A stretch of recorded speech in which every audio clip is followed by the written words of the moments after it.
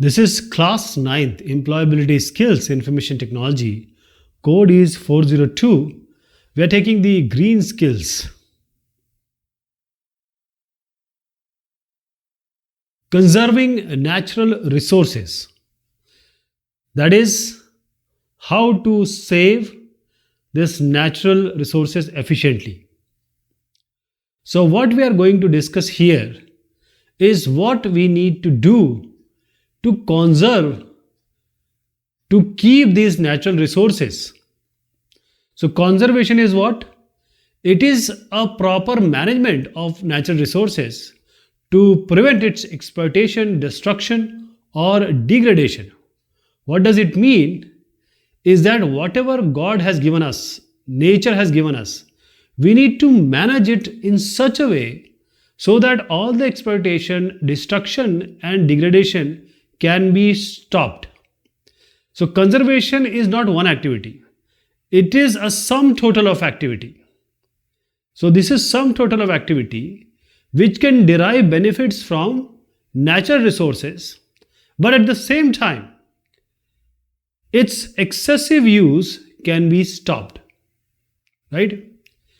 So we need to, first of all, conserve it, and the excessive use, for example, the forest, we want to keep it. We can cut it, but not at the cost of the over-exploitation, over-excessiveness. So the excessive mining we are doing, excessive agriculture we are doing, excessive forest deforestation we are doing, that needs to be stopped. So we need to use them efficiently. And for example, if you are requiring 10 something, so you are taking 50, so that means 40 you are taking extra. What you have seen today, whenever you go to a restaurant, whenever you go to any hotel, you will just eat half of the food and you will keep the half like that. You will leave that food. Not even a single core should be left over. But just because we are rich, just because we have some class, we just leave food. So we are wasting this. The first step is we need to conduct an examination, and that is called a resource audit. For example, this picture shows how as a human being we are exploiting and finishing the natural being. So this forest is like our mother. So first thing we have to do is a resource audit. And what is this resource audit? That whatever resources are there, we need to examine it. We need to find the difference. That is, I just told you that if somebody requires 10 and somebody is taking 50, so with audit you will know that 40 is extra. Now you can take proper measure. Now you can take action to conserve it. That something is used excessively, which shouldn't be there. For example, let us take an example of energy use audit. Energy, for example, if air conditioning system is there, you might be having ventilation system, you might be having some lights, ventilation system along with this light system. How much sunlight is coming inside your house or room or building? What we do in daytime also, we close the curtain and we use light only. Always use fan when it is not required. So we can plan the saving of energy. How? This is the audit and the measure we can take. So first thing is this assume it to be a tube light. Now we are not cleaning it, so it will give just half light. So you have to have another light also. Air condition, ventilating system, all these need to be maintained properly every 6 months or 3 months or yearly. Whenever you are not using anything like tube light and a fan, etc., don't use it, because here you have motors. Everywhere when you have motor, the power consumption increases multifold. So energy conservation is the key. That is, we need to conserve the energy. and whatever is producing energy or whatever is using the energy, we have to conserve it. For example, fossil fuel, you will be able to save this fossil fuel. One day you think, okay, let's go and have fun. So if it is not required, don't go. You will save money, you will save the fossil fuel. So in Corona times, you have seen in lockdown, people were inside, and with very little resources, they learn how to live. Okay. Soil conservation or land conservation. So land is soil. First thing is, what we need to see here is soil erosion. We have to stop soil erosion through wind, through water, through glacier, Himnadiya. This soil erosion take place. That is the upper layer of the earth crust. This is taken by these naturally flowing.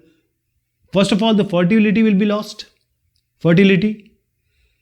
And when the fertility is lost, that land will be unuseful. So we will not be able to grow crops. You will not be able to use it for many various purposes. So why we need soil conservation? First thing is, the fertility has to be maintained. Every soil need to have proper nutrients, proper minerals, so that the crop can come. So we can add the organic manure and fertilizers. This you can use. That is, the chemicals has to be as least as possible. And then what you can do is, when you put all these, fertility, you want it to be as less as possible. Then second thing is multiple cropping or rotation of cropping. That is, the crop which can induce, especially the nitrogenous part. It can feed the soil with new nutrients. Second thing is grazing. See, in developing and underdeveloping country, we leave these animals to graze, to feed. So they eat all the plants and grass. So when the grass and plants are finished, what will happen to the land? Because the roots of these plants and trees, they are grabbing the soil. If we remove this forest, what will happen? Reforestation. I am saying, if you cut one tree, you plant 10 trees. Because one tree, it takes a lot of time to grow. So we just cut it. So we need reforestation. Planting of trees is as much required, because vegetation is all responsible for non-soil erosion. It grabs the soil. Terracing is what? It's especially employed in the hilly areas, mountainous region. For example, you see here, there is a slope. Now if the water comes or the air comes or the wind comes, what will happen? This is a slope. So because of this angle and the gravity, the water will come downpouring or coming through this land very, very fast. So when the speed of water and wind will increase, the soil erosion will be multifold. So we don't want this water to rapidly run over or run down this slope. So we can make the flat fields. Then the other thing is contour plowing. So now plow perpendicular to the slope like this. This is the perpendicular way. The slope is like this and you have to do perpendicular.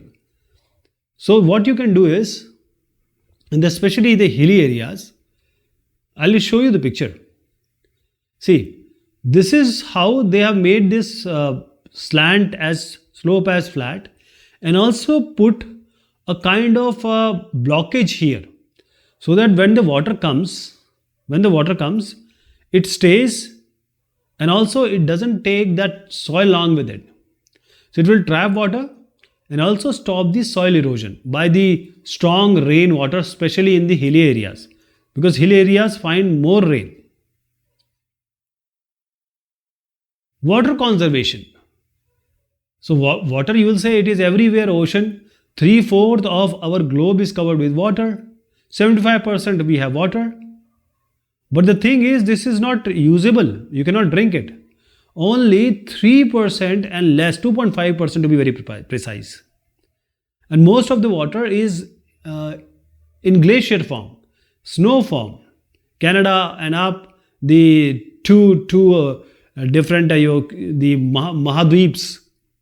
Okay, so we have continents, which two upper continents on the poles, they have all the snow only. So the water conservation and management is very important, because this water, without water you cannot live. You use it for drinking, and your body is mostly water. Neither the plants nor the animals, without water we cannot live. First thing is what? What we have to do? What are the methods for water conservation? You see, in one house, this shower, this wash basin, and water being the water are being given water. The plants are given water. Now, first thing is the catchment areas. The catchment areas where water comes and it stays. It stays. That is the area which holds water. So that soil should hold water, and the water should go inside the ground, that is the earth. So it percolates into deeper layers. So this will contribute to the groundwater, because the groundwater is important. That is how we pump out that water and use it for irrigation in multiple places. For example, if you talk about Punjab, there is no water, but still because of the groundwater and because of the Nehar, or the Indira Gandhi Nehar or Rajiv Gandhi Nehar, I don't remember the name. Because of this, the water is there, and that is why we have highest wheat production there. So in these catchment areas, we need vegetation also, and also we need to use this catchment area for the underground water enhancement. Second thing is construction of dams or reservoirs. You can assume it to be reservoir also, catchment areas. So constructing dams and having water somewhere. So you can regulate the water supply, because if you put a dam, now you can regulate, or you can send this water to multiple places, and there will be, you can put a turbine also. Electricity, hydroelectricity can also be produced. Then the sewage treatment. Now this bad water or harmful water, dirty water which goes inside the actual water, so we need to treat them.